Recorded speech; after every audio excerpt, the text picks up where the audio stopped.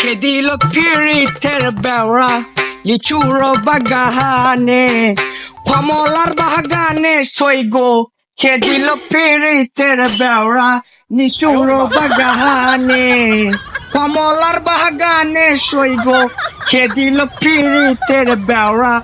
এ ভাই আসছে, ভাই আসছে। হে কি অবস্থা ব্রাদার? ভাই আপনি তো পুরাই চেঞ্জ হয়ে গেছেন, আগে ক্ষেত খামারে কাম করছেন। প্রতিদিন টান দাও কেন ভাইয়া? আর তুমি না একটা চাকরি খুঁজতেছিলা, তোমার হাইট তো ভালোই আছে, তোমার সেনাবাহিনীতে ঢুকাই দেই। আরে না, মানে চাকরিতে।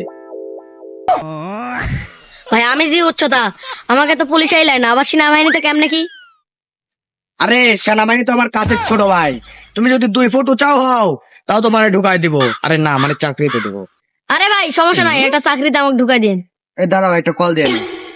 হে বাগুন আলী, আমার ঘর করে দেখো ল্যাম্বরগিনিটা পরে আছে, নিয়ে আসো তো।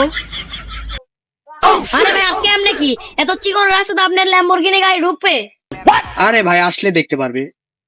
ভাই এটা আপনার গাড়ি দেন। আরে ভাই আপনি এই গাড়ি চালাতে পারবেন? আরে ভাই তুমি কি বলো, তুমি ফোনটা ধরো, 12 মাস তো এগুলাই চালাই। দেখছো ভাইয়ের কি চেঞ্জ হয়। এ ভাই ভাই ভাই ভাই ভাই, আরে ভাই ভাই ভাই, ভাইটা কি করলেন? আরে সমস্যা নাই, ঢাকা শহরে একটু রেস্ট করি তো, তাই এটা ফাঁকা পাই মেরে দিচ্ছি। সমস্যা নাই, গাড়িতে পাঠাই দিও।